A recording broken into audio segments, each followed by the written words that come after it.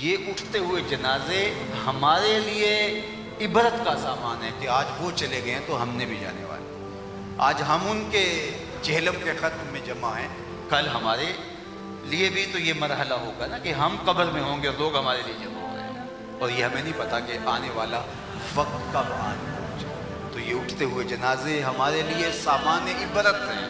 کتنے لوگوں کو ہم قبروں کا کے سپرد کر چکے، اپنے باپ کو، دادا کو، ماؤں کو، رشتہ داروں کو، کتنے عزیزوں کو قبروں میں اتار چکے، تو کیا ساری زندگی ہم ہی اتارتے رہیں گے؟ کبھی تو وقت آئے گا کوئی ہمیں بھی اتارے گا۔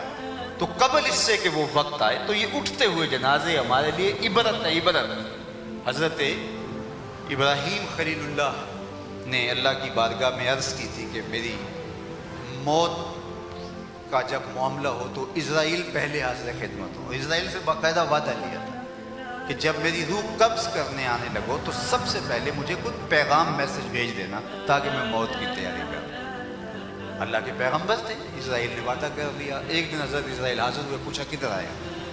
کہا قبضے روح کے لیے۔ کہا تم نے تو وعدہ کیا تھا کہ اچانک نہیں آؤں گا، پہلے قاصد بھیجوں گا، تو تم اچانک آ گئے۔ کہا حضرت میں نے قاصد بھیجے تھے۔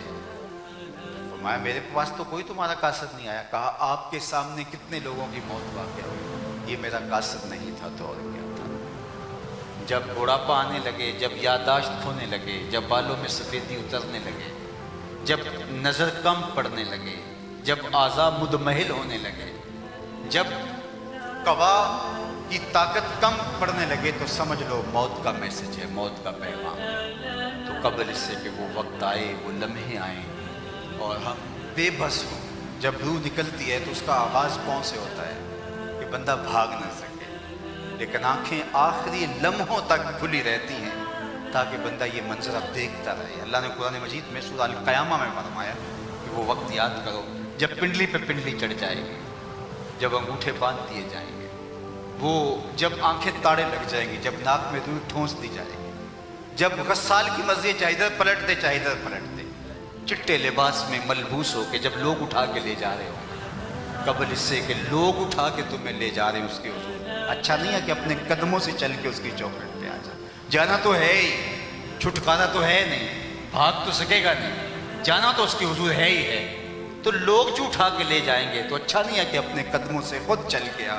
اس کی رحمت کے دروازے کھلے ہیں، اس کے دربار کے در کشادہ ہیں۔ وہ کہتا ہے آ جاؤ، میری رحمت عمیم ہے اور تمہارے پر برسنے کے لیے آمادہ ہے۔ کل تو تم آؤ گے لیکن پھر فائدہ کیا؟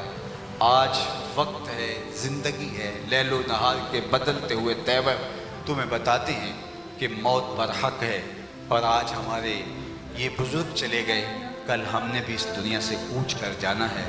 بارگاہ ازدی میں میری یہ دعا ہے کہ اللہ ملک عظیم مرحوم کو کروٹ کروٹ جنت کی بہاریں عطا فرمائے، ان کی قبر کو وسیع، کشادہ، منور، خوشبودار اور ٹھنڈا کرے، ان کی اولاد کو، اعزہ و اقربا کو، پورے خاندان کو اللہ اپنی خاص پناہوں میں رکھے، امان میں رکھے، حفاظتوں کے حصار میں رکھے، اور ہم سب کو جو مختصر زندگی اللہ نے دی ہے اس کی یاد میں گزارنے کی، اس کے ذکر میں گزارنے کی توفیق دے۔ اللہ کی یاد میں زندگی گزارنے کا یہ مطلب نہیں ہے کہ آپ دنیا سے کنارہ کش ہو جاتے ہیں، آپ کا کاروبار بھی چلتا ہے، بچوں کے ساتھ بھی حسن سلوک ہے، رویے بھی اچھے ہیں، لیکن دل کے قبلے کو ٹھیک کرنا ہے، مقدور بر کوشش کرنی ہے کہ میرے وجود سے کسی کو ضرر نہ پہنچے۔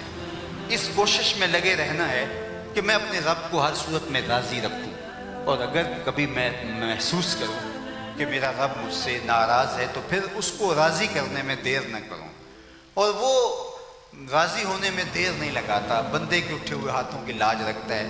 ایک آنسو جو آنکھ سے ٹپکتا ہے اور وہ آنسو صرف پلکوں کی بال کو گیلا کر دے، صرف اتنا آنسو اللہ کے غصے کی آگ کو ٹھنڈا کر دیتا ہے۔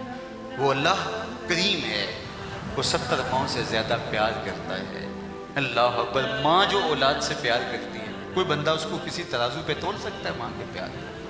یہ سڑکوں پر اب بڑے ہیوی کنڈے لگ گئے ہیں جس پہ پورا کنٹینر تول لیا جاتا ہے، تو میں کہا کرتا ہوں کہ پورا کنٹینر تو تول لیا جاتا ہے ان ترازوؤں پہ، لیکن آج تک ایسا کوئی ترازو ایجاد نہیں ہوا جس پر ماں کے پیار کو بھی تولا جا سکے، ماں کی محبت کا بھی وزن کیا جائے۔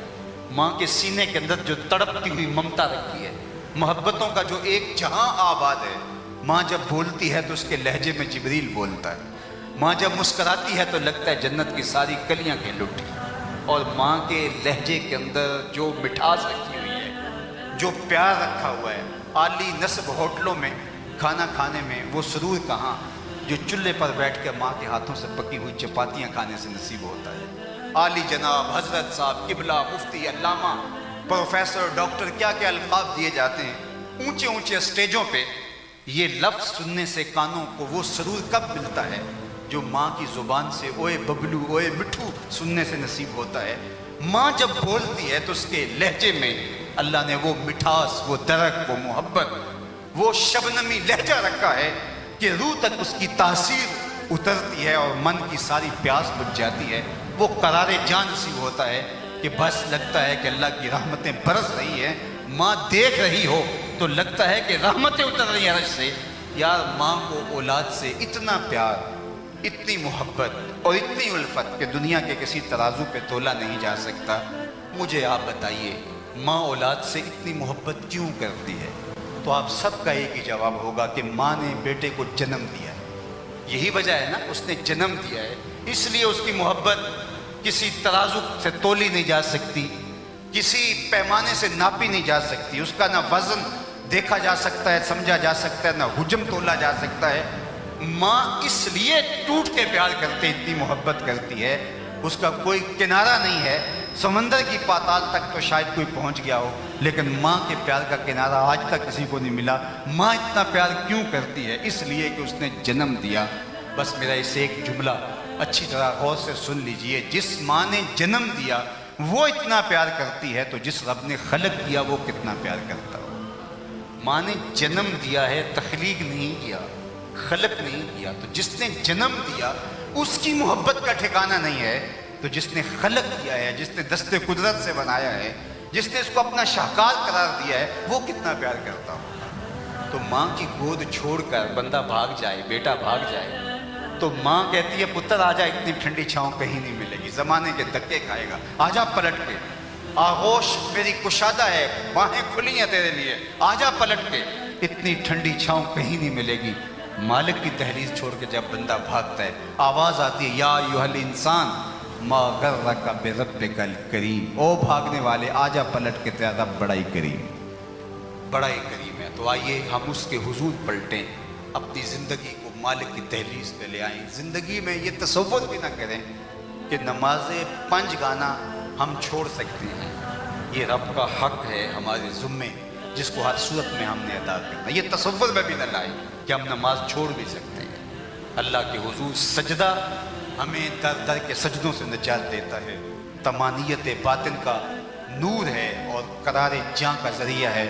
قیامت کے دن سب سے پہلا جو سوال کیا جائے گا بندے سے وہ نماز کا ہی کیا جائے گا، اور جو بے نمازی ہوگا اس پر پھٹکار ہوگی، اور جس صف میں نمرود، فرعون، حامان، قارون کھڑے ہوں گے، بے نمازی کو صف میں کھڑا کر دیا جائے گا۔ کیا ہم میں سے کوئی گوارہ کرتا ہے کہ قیامت کے دن نمرود کے ساتھ کھڑے پائے جائیں؟